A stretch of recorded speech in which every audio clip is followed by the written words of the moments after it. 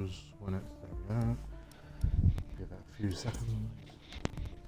Hello, guys, and welcome back to the SRL podcast, episode 4. Well, done 4 episodes already. Well, not too bad. I thought we would have gave up after about 2.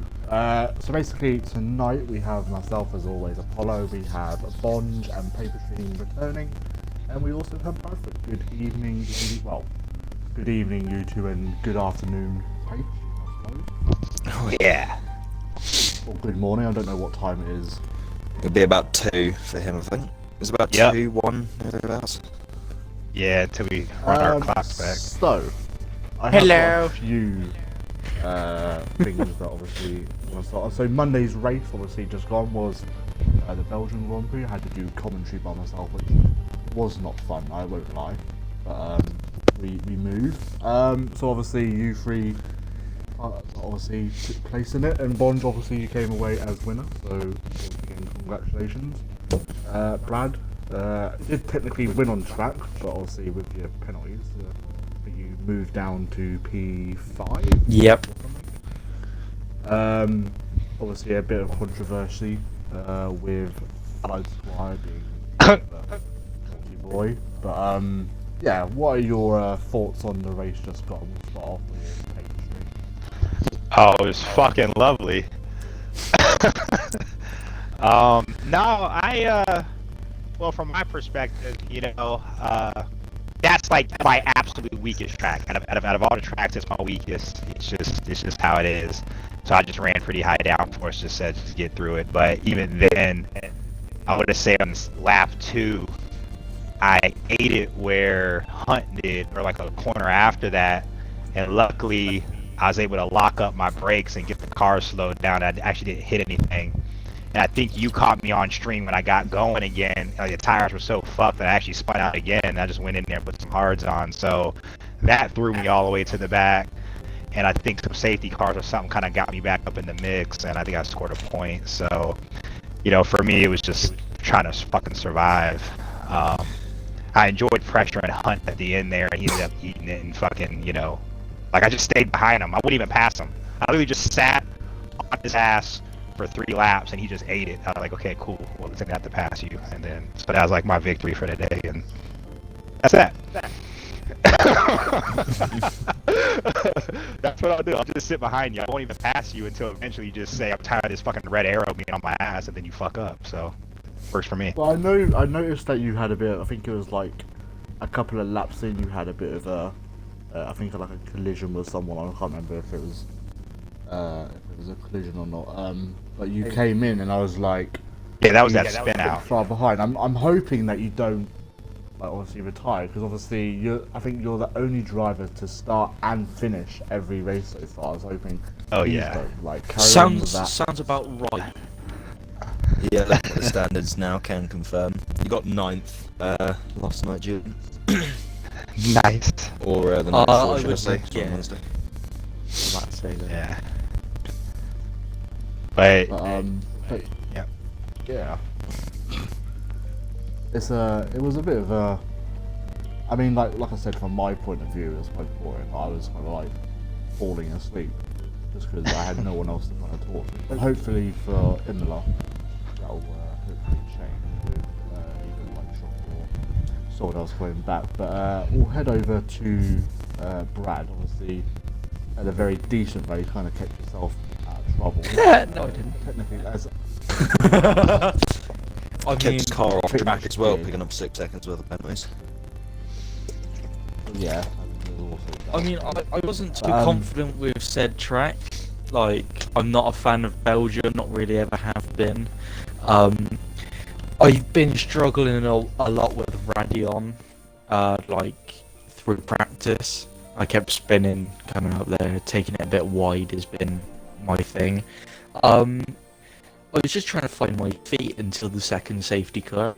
And then as soon as the safety car came back in, I seemed to just have pulled pace out of my ass, because Ben was pulling from me before that safety car by about a second every few laps.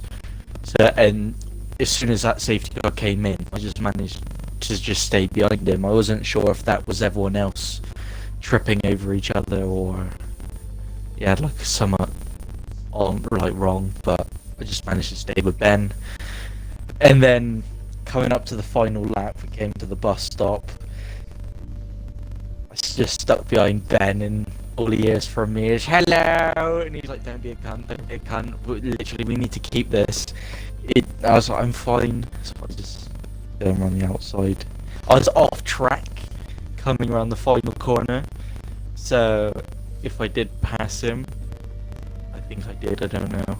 I think I would have got 5 seconds. I'm surprised I didn't get a penalty for overtaking you off track. Because normally you would have, well, I would have, but I didn't.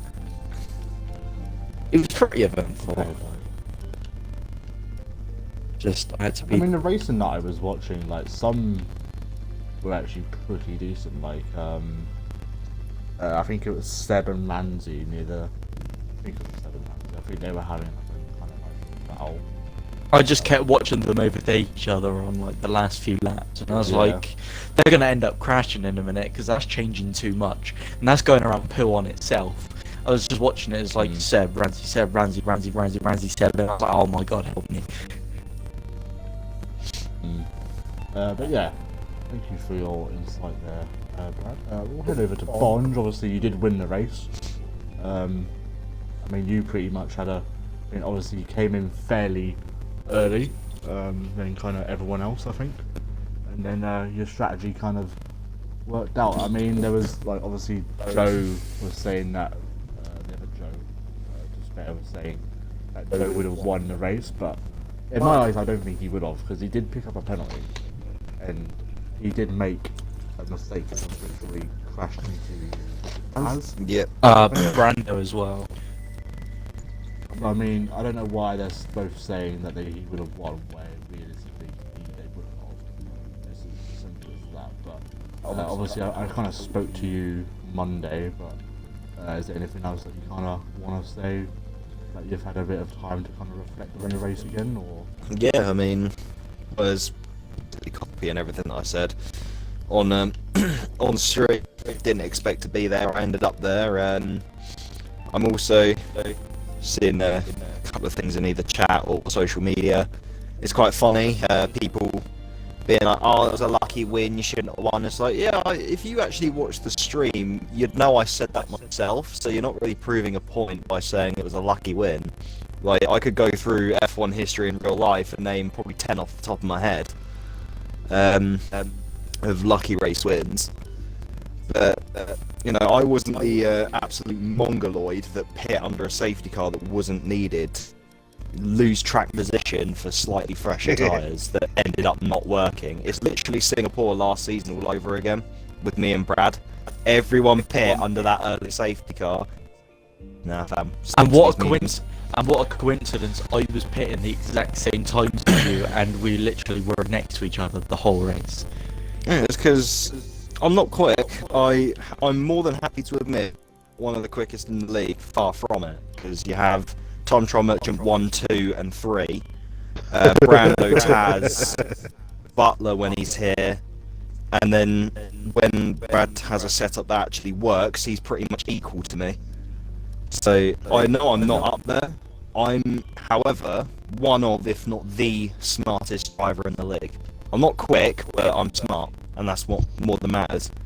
Because giving up track position for slightly fresher tyres is just stupid. It's happened twice now, and it hasn't paid off those 2 times when staying out has paid off for me, and people still don't get the hint. It's laughable, but I'm not here to care about other people's races. I care about my own. Still chasing that second pole position 2.5 years later. It'll come. It'll come. Get there. It will. I have absolute faith in you. See, if we Remember didn't have time trial merchants, Singapore. we wouldn't have a problem.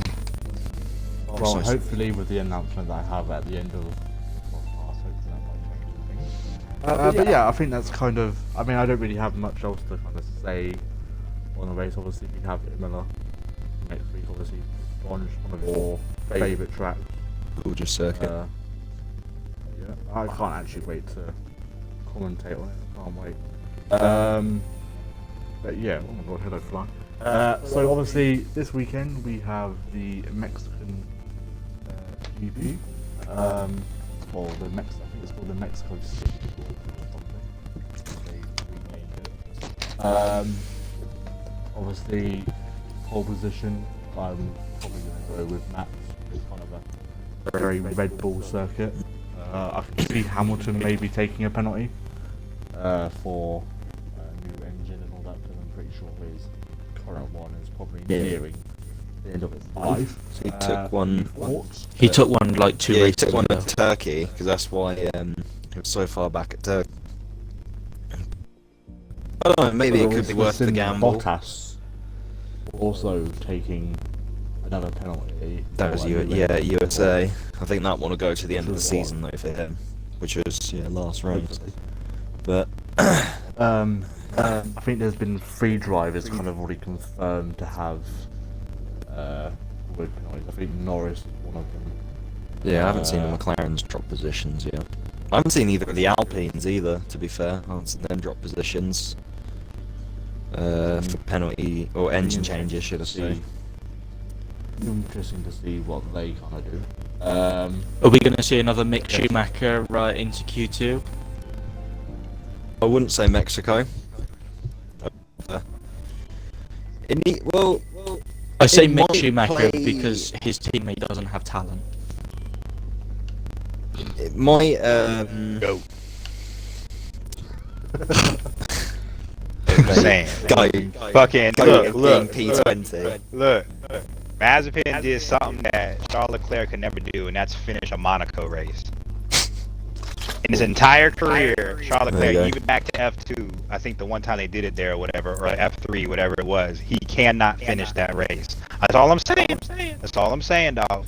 So what we're If learning the is entire that series was I in mean- Monaco, driver than Leclerc. fucking Leclerc would be at the back of the fucking grid. I'm just saying. I mean, Mazepin does also have something that Leclerc could never do, and that's touch a minor.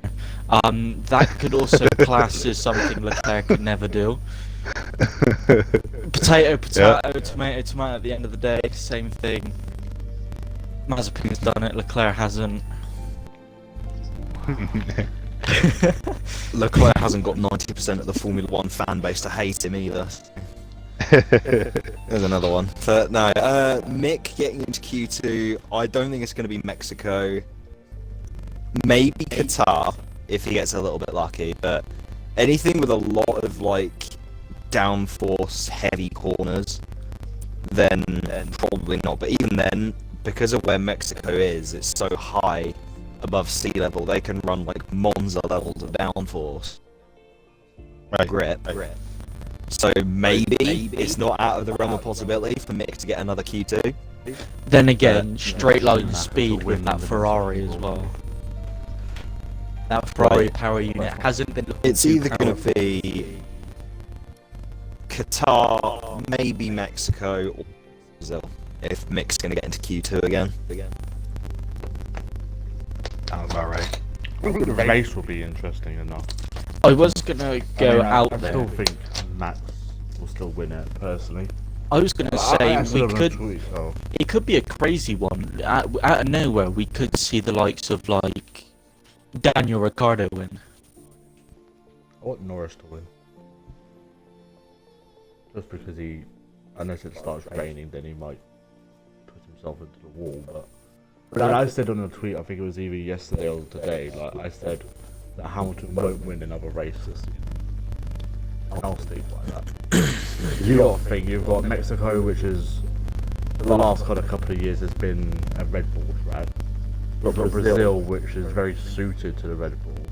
Then you've got Abu Dhabi. If you're going to base it off, I mean, to be fair, last season obviously Hamilton was kind of he was just getting over COVID, so that was kind of a main factor. But Abu Dhabi could be mixed and match, but obviously we don't know about Qatar and like Saudi Arabia. That's even if Saudi Arabia is going to go ahead, because it's still not finished. It's got 4 weeks to go, which was going to bring us to our that would have been our next topic.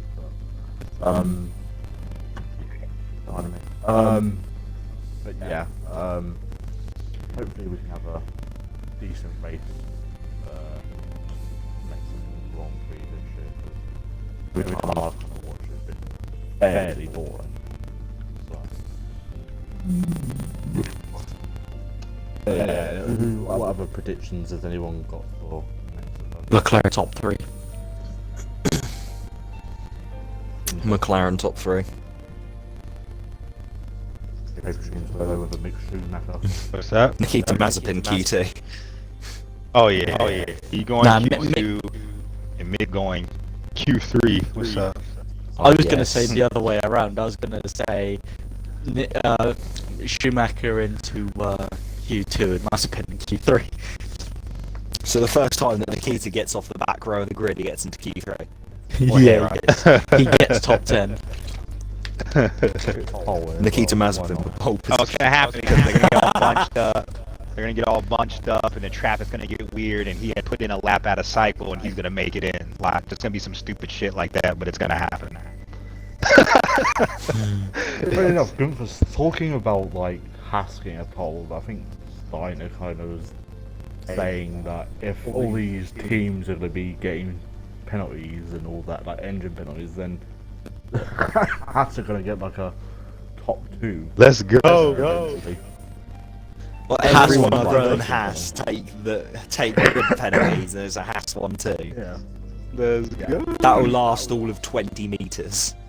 No, you're just gonna have the kid take everybody out while Mick drives away. Oh yes. Still I'd pay gets to see lapped that. by Daniel Ricciardo. Oh my god. Oh shit. Disrespect right there. No, I mean, Haas getting another Q2 is possible but unlikely. I just want to see But- another McLaren podium Something and more that's Williams points. interesting for folks, and I think sometimes people, when you talk about F1 and developing a car throughout the year, or at least for half the year for a lot of teams this year. So when you look at them last year, you would say that they probably were slightly better car, and maybe the drivers were better too on top of that for Haas, but a slightly better car than Williams. The only thing they did so that they could put their money into next year's car was they put a new floor plate on just to meet the standard. But that they are actually physically the only cars on the grid that are physically the same cars from last year. Everybody else technically made a new car except for the chassis, but with the same standards and the new floor plate. But these cars were physically raced last year, and they just put floor plates on them. So when you look at them compared to Williams, and how much Williams jumped ahead, that just shows you how much development really happens, even if it's only a half a year worth of development. So a lot of people take that for granted, the development that happens throughout a season.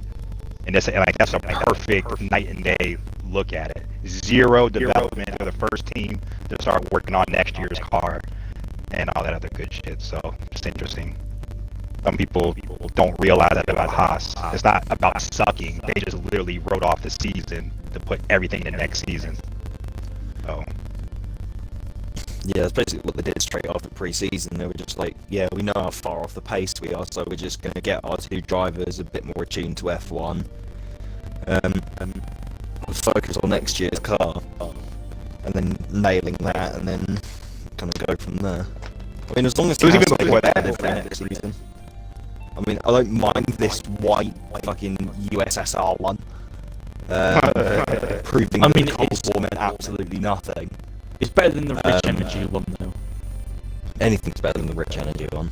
Like, literally, the Caterham 2014 livery, which is just brick green, is better than that bloody Rich Energy car.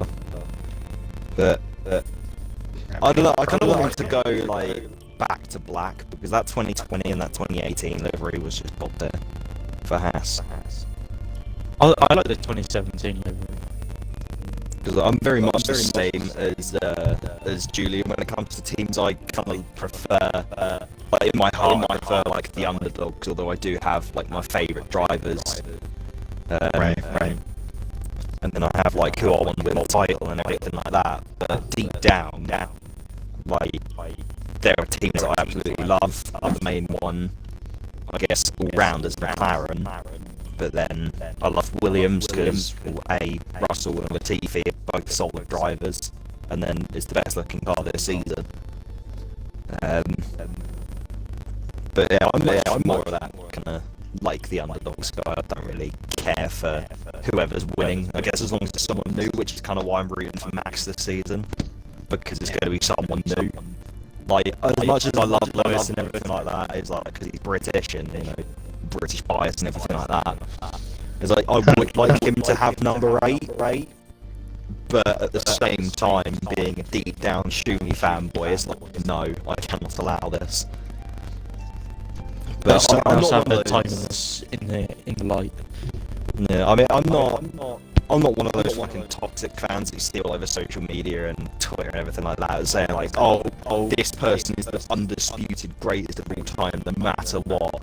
Like, it could literally be someone as simple as fucking like, Carlos Sainz or Charles Leclerc being like, yeah, they are the greatest driver of all time. You cannot say otherwise. Antonio Giovinazzi is the best titles, driver. They've got no fucking, no to low race wins. Nothing like that, and then everyone's still like, oh yeah, they're the greatest of all time, yeah, cool. But no. Nikita Mazepin's greatest driver of all time, can't change my mind. yeah. Sure. Yes.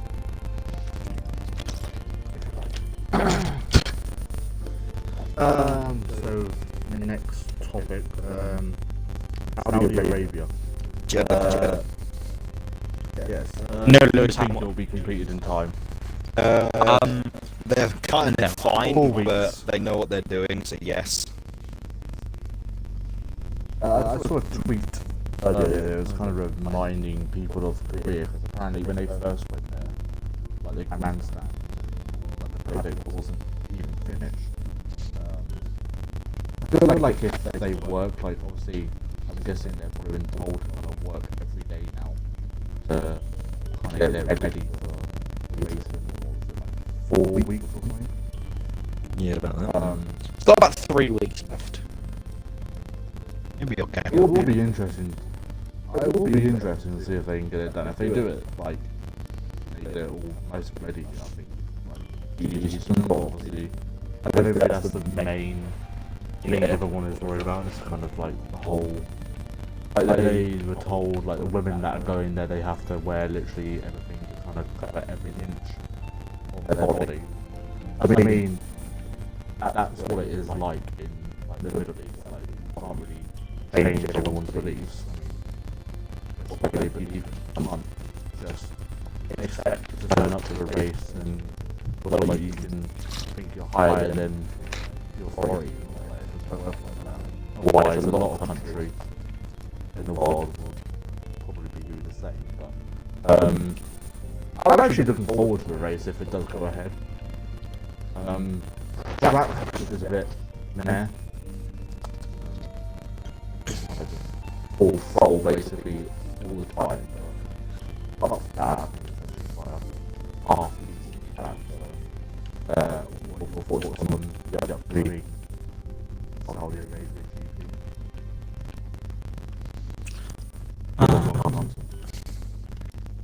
I don't know, it's a 50-50. It looks nice, but there's going to be like Vietnam. You're either going to enjoy it or it's just going to be horrible.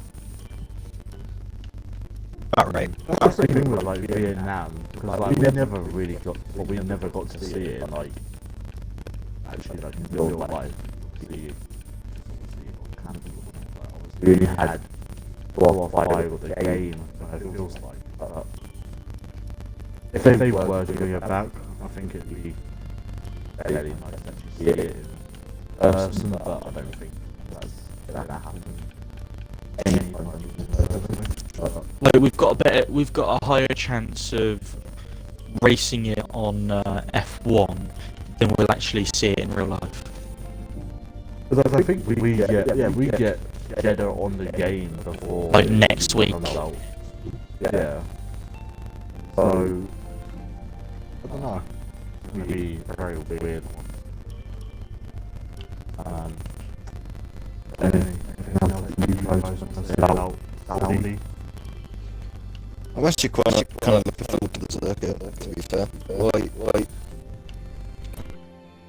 Like a bent spoon, or a sperm cell, whatever you want to call it. You said Like, it was like a it is- bent metal spoon. Yeah, or sperm cell. And it's, other than that, it's like to drive. It's alright.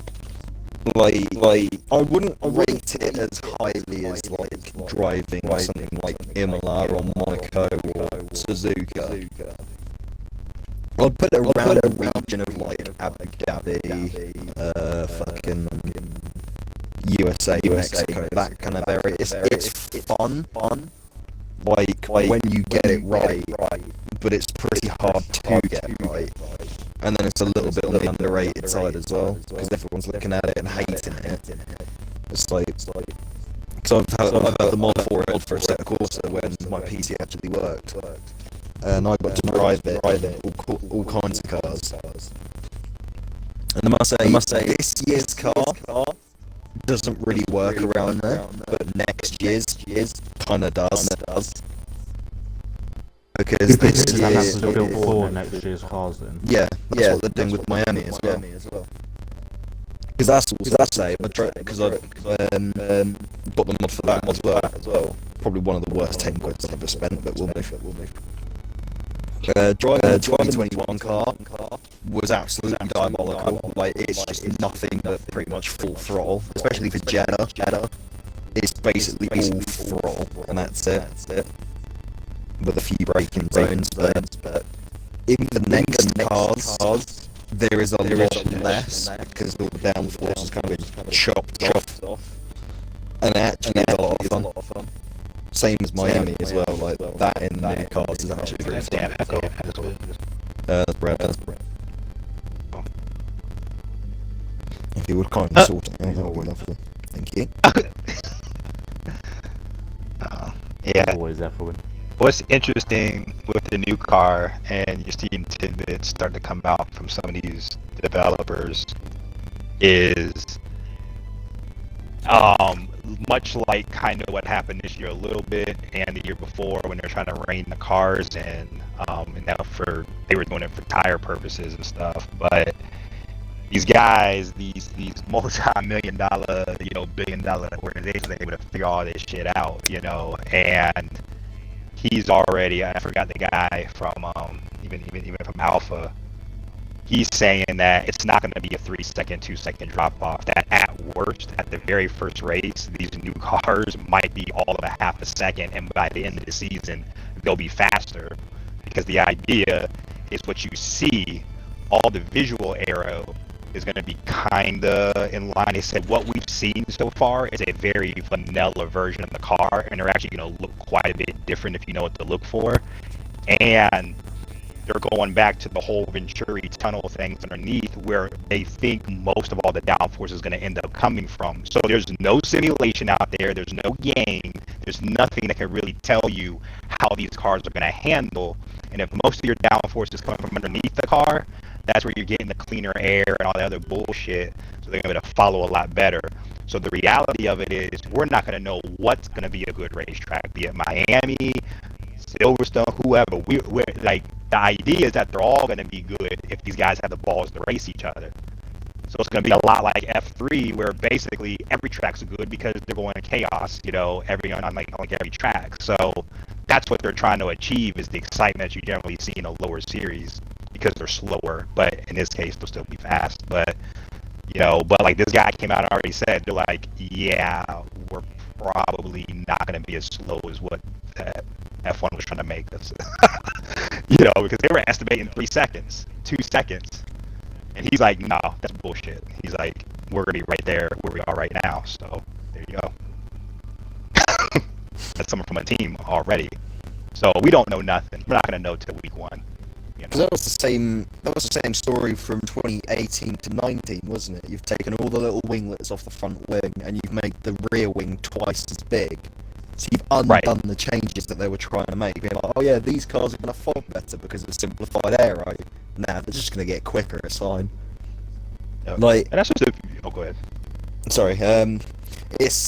I've had this discussion with all these guys like before, especially Kieran and like, if they really want to fix the racing and the cars being too fast, they need to go back to like 26 spec So those razor thin cars, they're not really long, they're quite short, they're really thin, so you can actually fit 2 cars wide around Monaco and actually battle like wheel to wheel, but then have some of the changes they have now, so slightly more aggressive on the aero, have the halo somehow implemented into those thinner cars, and then there you go, maybe problem solved, but there's no real definitive.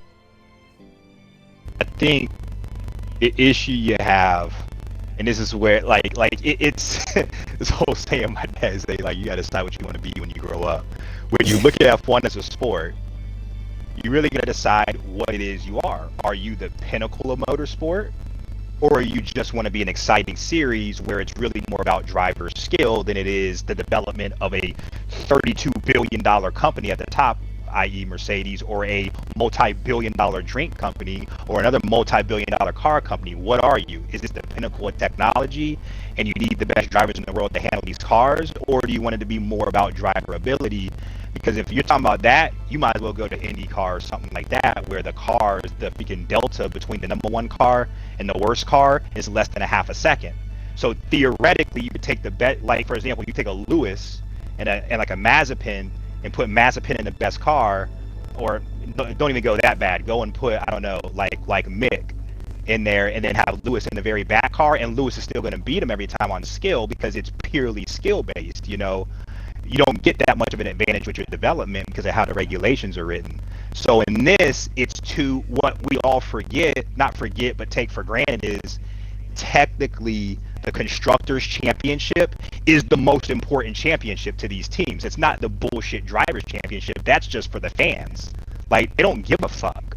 It's about the technology. It's about that. That's where they make their bones. So do we take that away and then make it more of a spec league where we share more parts? I mean, not that anybody cares here, but NASCAR's going to that with a way more high technology car. Most of their downforce next year is going to be off of the bottom end. They're putting the transmission in the back, make a 50-50 weight distribution. I mean, doing all kind of crazy touring car type shit now, because they're getting ready to go to more road courses, because nobody wants to watch you go in circles all fucking day.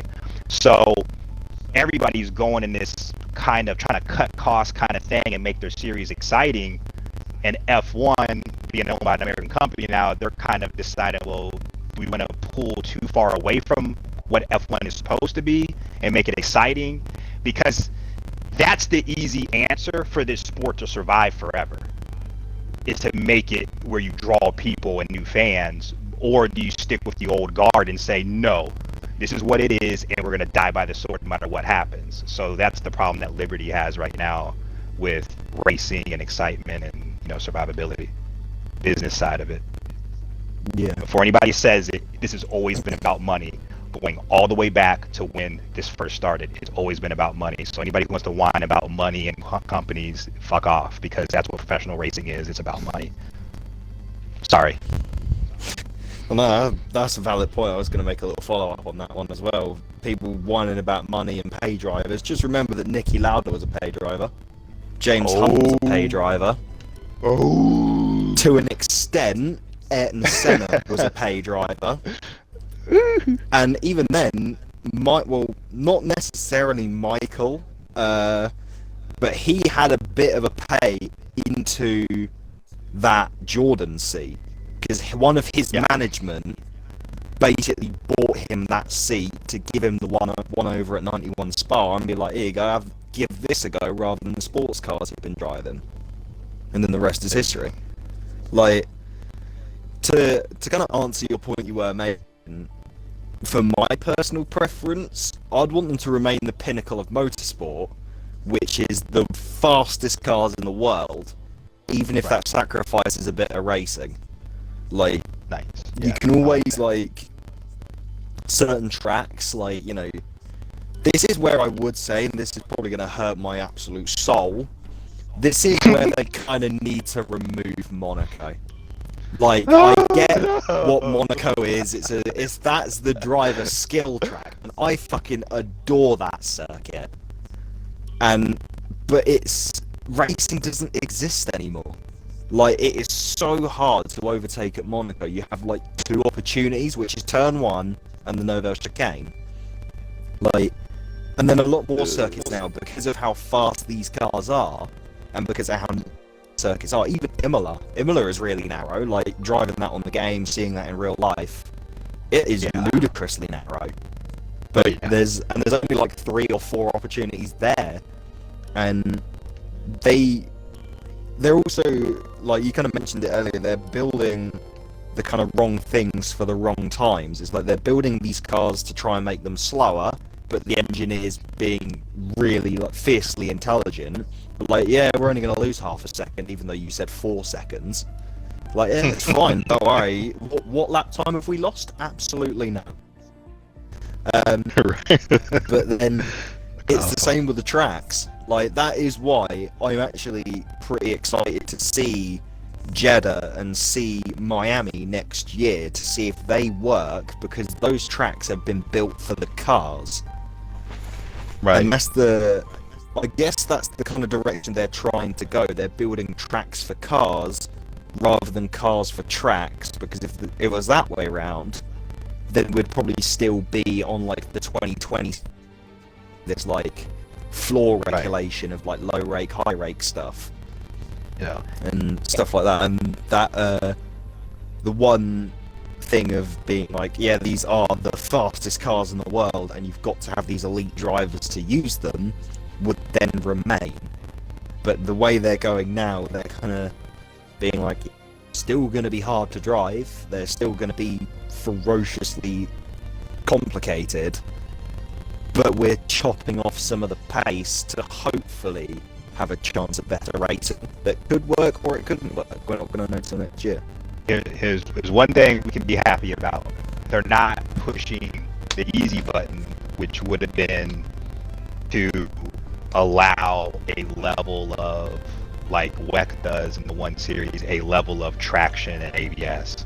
Because if that existed, and think about how advanced those systems would be, where they can dial it and very fine tune it, you literally would have a version of stability management, and they would be stupid fast. Like right off the bat, those cars would be about 2 seconds faster, easy a lap. Yeah. But it would make them more drivable to some extent, I suppose, and particularly in the rain. And so maybe guys would take way more chances, you know, dive bombing and shit like that. You know, I mean, look like a Ricciardo would be dive bombing everybody, you know. But you know, so let's just be glad they didn't do that yet. I say that, and then, you know, they announced in December they're going to traction.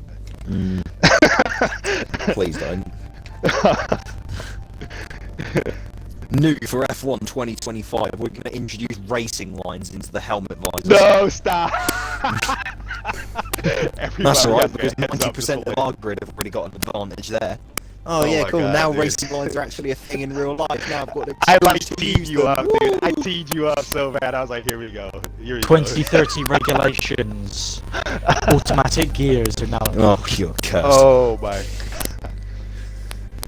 Well, that's going to be interesting when they go full electric. You're not really going to be shifting no gears, really. Maybe like a high-low gear, maybe. But I mean, I don't know. Said, oh yeah, that's what Formula E is. They have 2 gears. They have like the gear 1, which you only really use on the start and in the pit lane, and then like on safety car. And then gear 2 is the full-on unlocking every part of the motor. But I think from what F1 have been stating, they're trying to find a fuel to carry on internal combustion and completely reduce the impact that these engines have on the environment. But like Carbon emissions. even then, like what people don't understand is how few emissions these cars give out. Like for those like armchair experts watching out there and like their Vauxhall Corsas and their Fiat Puntos, their car produces more CO2 all 20 of the F1 cars put together. Right. Like the emissions are really, they don't not exist. They still exist because that's what F1 are trying to get rid of. Because then there's like, you know, we're not losing what kind of F1 is with not being electric. But we're still pushing this technology that's going to be used in the real world as well, because that's why we're seeing a lot more hybrid cars now have literally the old KERS system. You have like supercars as well that have that KERS system. You have The what's Mercedes' new one? The Mercedes Project One. That's Oh, like yeah. as close to you can get as an F1 car without being an F1 car on the road. So that's just, I guess that's just what people don't seem to understand, and that's kind of something they like. Especially, it's always the hating on Lewis is what I've noticed, which is quite funny. They're like, oh, Lewis is always talking about, reducing emissions, yet he drives a high-powered sport or supercar, whatever you want to call it, an F1 car, like a prototype, basically, of a car that has this big engine in the back. It's like, well, first of all, it's a 1.6 litre V6. It produces fuck all emissions. It's hardly any CO2 because most of it's rerouted through the system because of the MGUH and the turbocharger. Right. And then the fuel they use isn't like, oh yeah, let's go pay a pump from Shell. Maybe that's where Haas have been getting their budget from or something. Like, let's just go down to the local BP garage and just steal all their fuel. And then that's fine. Because But everyone else has been they stealing. have, like, this super complex fuel already, and they're going to now make that produce zero carbon without turning electric. That's their, like, main goal, to keep internal combustion engines a thing, but everything's going to be, like, highly synthetic, and it's going to just have no fossil fuel or anything like that inside. Yeah, this coming up engine will be their last one, and then at that point you're gonna have some business decisions to make with fuckface over there that owns Formula E, and really just decide where it's going, because you still have to stay somewhat relevant, and for the most part, by the mid 2030s, definitely over on y'all side of the pond that way, you're basically outlawing anything that is burning gas. So at that point, if you're gonna stay relevant, you can see probably as soon as 2028 them start to work on, and by that time the battery technology will be there. It'll be a little bit lighter weight. There'll probably be some way to do a quick change on your battery, so it'll be kind of like a fuel pit stop. You'll be able to swap out the battery quick, that kind of stuff. But it's going that way regardless of what, that's just where it's going, and they're just going to try to stave it off for one more engine regulation. So, but once the clock ticks 2030, one of those years, it'll be all electric, done. And it'll be probably faster, they're going to be way faster with these cars, so it is what it is. Another Formula E then. Formula Re. That's kind of what it sounds like. They're just making another Formula E just more powerful and faster. And that kind of stuff. I don't mind Formula E personally, Just want to be faster. but it's a lot better than like the first season when they had to like change out like their car when they were pitting. I I asked don't know, Kay. they don't have to like. Oh, do Yeah. 3 laps and you got to change your car because it's dead. That's like every Tesla going down the motorway. I got to go to the next services. My car's gonna die. Free. What's crazy is they tortured a Tesla, I think, out of Laguna Seca, and they turned 100 and some laps in it. I mean, the car was destroyed because like they overheated. I mean, they took all the safety programming off, and they just wanted to see what it would do. So it's not. I mean, technically, we're probably there already. It's just the risk would be so high you couldn't have a race series based off it because everybody's car would be blowing up. But we're essentially there. You're just working on reliability and making it lighter weight. So because there's some fast cars. I mean, some of these Teslas in their little ludicrous mode or whatever off the line will pull a F1 car off the line. So it's not like, it's more just trying to, does that power sustain itself? Does the battery hold up? And that's all you're working on. But I'll have to look back up, make sure it was Laguna Seca. But yeah, I mean, they absolutely just trashed on one of them things, and it was cutting some times, dude. I was like, oh fuck. I mean, that's like 200K down the drain, but hey, you got it. Yeah, might as well use it if you got it out there. It's like, yeah, go on, man. We got a racetrack to ourselves. We got an electric car. Let's blow it up. Let's go. There's Like, I wouldn't trust explosions. that car. mean, think about that. You know, like after you torched it like that, and now you're gonna park it in your garage, let it burn your house down. You know, Yeah. like those batteries can just catch on fire later on. You know, like these little weird hot spots and shit. You know, so yeah, good luck with that. I'm parking. If I ever get a Tesla, the first year I have it, I'm keeping that shit outside. Staying outside, motherfucker. I'm just gonna run the cord out there. Fuck Don't that. get rid of your Corvette. Who said I'm getting rid of that? Good boy. I mean, they're gonna have to arrest me because, you know, in like 2040, they'll be like outlawing it here, and they'll be like, if you're caught outside with your petrol burning fucking car, you'll be arrested. I'll be like, no, fuck you. How about that? You catch me first. Catch me in your little hairdryer. You know. You and your power drill can't do shit to my 6-litre V8. Well, like, could you imagine that? Just like this guy, like in that kind of stage when if it does get to that, but this guy's got like a Lamborghini or a McLaren, sitting at a set of lights. This fucking cop car comes in a like a hairdryer, just like pulls up, and it's like, right, you pull over your car, we're impounding it and not out of petrol. Just puts on the fucking launch control and just yeets it. It's like, yeah, I've got like a tank of petrol. Let's see how many times the cop has to stop and charge his car to catch me. I'll even wait at the charging point for him. It's fine. But you've got to catch me first. I'll give him a head start. No, I've still got faith that we found so internal combustion can stay, but it's not going to be what we have now with all this like oil and everything like that. It's all going to be made in labs out of like sugar cane or some shit, like potatoes. Oh, that means I can't use it. But Kill I don't think being diabetic is going That's to just stop dying. you from using a car powered by sugar. As long as you don't ingest any of it, you should be fine. That's the problem. Hey, you know. you're He like, sat there refueling fan. it. He sat there, turns the air conditioning on and just dies.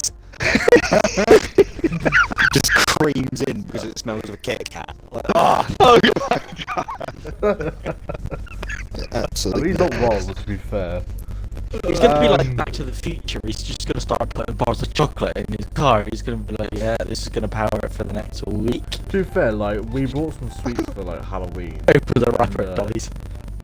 Literally, you know, I can't remember what they're flipping called, but they're like these little round sweets, and like they come in like they're long tubes. And I smelt it, and I was just like, oh my god, that would actually kill me. And to be fair, about an hour after, I was getting a headache. I was just like, is this supposed to happen? But yeah, it didn't kill me as such. You sniff sweets, not fucking weed. Were you What getting are you high off sniffing weed weed just for, candy? My man's Stored getting high Dixie off of sticks. sweets. Gets a buzz off a Snickers bar. Ah, shit. Who needs LSD when you have Bounty? My man sniffs fucking, like, you know, One man powdered rocks a fresh refreshers. Twix bar. With live to M&M's and shit. Yes. Just popping Good some lines Skittles. of sherbet. My man's popping pills of fucking nerds. Popping those Skittles, man. Get a few lines of sherbet, it'd be absolutely fine. Oh jeez. Cause I said, no, it's mine, fuck you. Oh, yeah. Okay. Or just going Sure. into a dark alley and just be like, you got the stuff. Dude. Yeah, man, I've got Twix. Have No, we these. laugh at all, but this is a serious problem in my country. I watch people walk in. It's like they're trying to kill themselves with food. They're literally trying to kill Wait, themselves. was They go it to you McDonald's just mentioned, trying to kill them fucking selves. You mentioned it last time when after you went to Kota. Some people thought it would be a great idea to eat deep fried Mars bars. Not Mars bars. That's in Scotland. Deep fried Pepsi or some shit like that.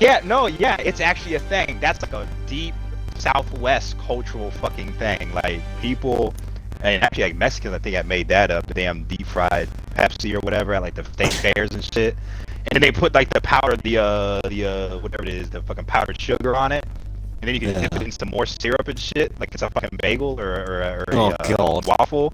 Oh my, like dude, people like go to Texas and you will see some of the fattest fucks. They always say, oh, we could be our own country. Motherfucker, you were your own country for 3 fucking days back in like 1808, alright? If you try to do it now, you couldn't even raise a fucking army. They're all too fucking fat, you know? Like, no one would do any business with you. Like you hear That's it like a Family every Guy episode. Don't get me started on fucking Texas. Fuck Texas. No, it's the fat They do people. say lives. everything is bigger. They do say everything is bigger in Texas. So I mean, you know. Yeah, well, especially the fucking people, you know, like Jesus, like God, and like the thing is, and this is a real fucking thing. They actually have to like, so you have your jetliners, right? And a lot of these jetliners. Is that what we call fast Yeah, fat yeah. people now? They have to fuel up. No, they have to fuel down some to get the weight of the plane down more in Texas than any other state. Like They need DFW, plane airport, passes. all that. No, that's a real thing. Now, I think it's because the people are so fat, but that's just me. But it is a thing. You know, mom's an airline business. She's like, yeah, we should fuel down in Texas. I was like, what? 'Cause they're all fat and heavy and shit. They got more carry-on. Which one is it? Technically, their fucking fat is carry-on. Fuck them. I can't wait for them to get a fucking plane, and it's like you're carrying too much baggage, and he started pulling bits of his fat off into a suitcase. Right, you know, like, let me just check this. Starts putting his Getting his down fat his phone body and on goes or to take something. You have more people out of Texas that, like, the airlines make them buy a second seat because they're so fat. And that's real. That's fucking real. Like, they gotta buy 2 seats. That's bullshit right there, dude. Like, so hold on, I gotta buy 2 fucking seats They because want I'm to sit in, 398 yeah, pounds. like second cheek. So what we're learning here is that Texan people are bulletproof. Because they're that fat. If you like throw a grenade at them or some shit, it will just start floating around them like a little moon. Oh Like yeah, they have their own gravitational pull or something like that. It's like, oh god. for It's sure. like, Texan man tries to hold up a store, or holding up like a Burger King or some shit, and then the cops are outside unloading into him, and he's just sitting there still eating that like Grand Whopper or whatever you want to call it. He's still there. It's like he's covered in like these marks of where the bullets have tried to go in, and it's Oh, like, yeah, wow, definitely. level The 100 return armor of the that is Stay fine. Puft Marshmallow Man. Like, give me that, That's okay? revenge. Like, you know, I'm a gun nut like anybody else. I own plenty, but like, you see, especially the guys in Texas, they do like that ballistic gelatin test, right? And so, Yeah. like, you know, you'll use like 16 inches of this shit, and like, you know, the bullet shouldn't penetrate this, and it's the kind of ammo you want to use, whatever. They think they're fucking experts. But why is everybody from Texas, whenever they do their little videos and shit on YouTube for that, their gelatin's like 24 inches long? Like, because everybody's fucking fat out there. So, you know, I need a little bit more penetration or whatever, you know what I'm saying? That's why, no, watch it. Look, call me on anything I say. Call me on it. Go watch YouTube, like, American, like, different YouTubers that do shit on guns. And the guys who are from fucking Texas, the fucking gelatin's twice as fucking long. Like, why? Why? Mainstream. Why I'm would gonna you have do to that? stop you Because there. you know all you fucks are fucking fat out there. Now, you're saying that. They ain't got no beaches, so they don't want to have a beach body. So they just can get fucking fat in the middle of fucking nowhere, you know? You're I suppose telling in people to go Texas look at they that. do have a lot of like in Texas they have a lot of like They want tornadoes the and stuff like that, intellectual don't to they? look So at, like, like Yeah, they gotta weigh hurricanes and themselves out. tornadoes. So yeah, they got to weigh Yeah. themselves onto the ground so that they get sucked up into this like tornado. It's like, oh no, a tornado's coming. What do you want for dinner? Dude, I'm glad It's nobody's fine. watching this. Somebody gets so much hate mail. That's What are you watching? So Are Texas that's about people it. the only people that can win man versus food then? Is that just Someone's Texas saying people that able it is to do in that? Texas. Welcome to Oh my Austin, God. Texas, and tonight on Man vs. Food, a 400-pound, 38-year-old man tries to beat a beef Oh my burger. Tries to eat a bathtub full of macaroni cheese. Absolutely. Absolutely just solos it, wolfs it down, and he's like, "Where's the second batch?" The absolute worst, dude. He eats a semi-truck's worth of fucking Twix, An oil tanker worth of fucking jelly or something. peanut butter and jelly sandwich. Oh Dude. god. Hey, hold up. Hey, and like motherfuckers from Jersey too, they're fat as fuck too. Jersey and upstate New York. Yeah, they're not getting off the fucking hook. You know. They're not gonna get out of fucking, the but fucking like, couch, not off their fucking hook. You know Well, what? it's Because we can't find one big enough unless we use boat anchors. It's fine. You wouldn't even be able to fit on the Titanic, let alone the fucking anchor.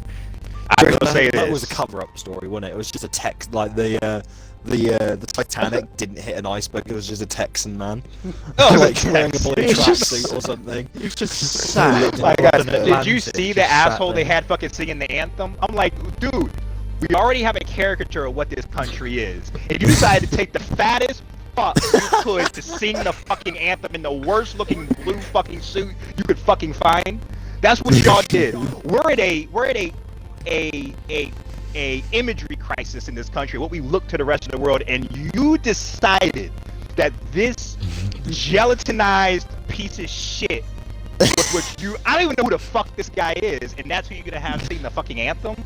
Like, thank you, organizers of the fucking Coda. Thank you so much for picking this asshole. You know, but like we can't body shame anybody these days because it hurts their fucking feelings.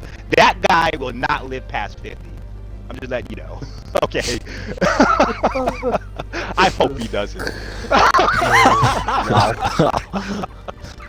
I'm fucking embarrassed. It's fucking embarrassing. I was genuinely fucking embarrassed because of all my friends like y'all who are not from here and all the jokes. And I'm like, why the fuck would you have picked him? Now I'm about to hear it from these assholes. Lewis Hamilton when he does a fucking lap of Coda with the fat man in there. He's gonna be sitting in the back. Lewis Oh my Hamilton was a God. track day with a texting man. Now he knows what it feels like to drive the 2021 Haas. Wow. You know what's That's funny even though? more That would be an criminal to interesting be fat. race to put the fat dude in like a little back seat, well, a big back seat in the He wouldn't 2021. fit in the back seat. They'll have to Merc. put like a truck trailer on the fucking back of a Mercedes AMG. Oh man, that's horrible. Do you Oh, remember, like, sorry, a few years Put ago, that scene in Ricardo Fast and Five. Max took caravans around the Red Bull Ring. They were like in Aston Martins, and they had caravans attached, and that's what Lewis is going to have to do with Tex and people wanting track days. Yes. When he track days. I feel sorry for when they do a New Jersey Grand Prix then, because it's gonna need more than that. Oh yeah, fucking It's Jersey. gonna need a fucking boat. It's like the I mean, dirtiest at fucking least state the ever. at least the streets will be wide enough to actually have real life action. If we did like a street circuit in New Jersey, at least the roads are wide enough. It's all good. There's a reason I said he'll have to be dragging a boat, because they're not big enough. Dude, you want to put them in the ocean. they're gonna let me run F1, right? And if you want to have real like Isle of Man style fucking danger, come to VIR, Virginia International Raceway, the Patriot fucking course. I think it's like 3.2 miles long, and there's so many rolling hills. It's so narrow. There's like no anything, right? And we're just gonna make it F1 rated. We're just gonna say it's F1 rated, and it probably isn't, right? There's so many trees close to the fucking track. Like if you go off, like it's gonna be a lot worse than you know what we saw with you know Fireman over there, fucking Grosjean. Motherfuckers are gonna There's fucking more die. rolling hills than rolls on the back of that guy's neck. Oh my god. Oh my god. Dude. Right, I think it's time to wrap this podcast up. I think. No, it's not. I like it's roasting great. fat people.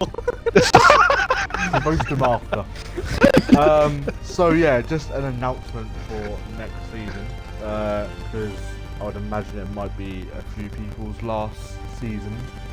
Oh, it could be SRL's last season on the game. So we are going to allow drivers to pick teammates and cars for next season. Obviously, Get in. first come, first served. Ben. Julian. Wow. Commentary. Yeah. Also, another couple of things. We will be turning some of this off. So we will be turning off manual, automatic gearing. Wow. Out of all the Manual. assists, you turn that one off. And ABS is being turned off as well. Wow. Out of all the So- assists, So you we're turn allowed that off. traction. Well, yeah, we're allowed traction control and we're allowed line. I mean, you've got rid Or of we the most can- broken one, so I'm at least proud of that. We're gonna do a all rain series. I was going to say driving line, but everyone will be crashing. Oh no! So- Anyway. Oh no, anyway. But yeah, that is going to be it from us this week. We'll be back next week for episode 5.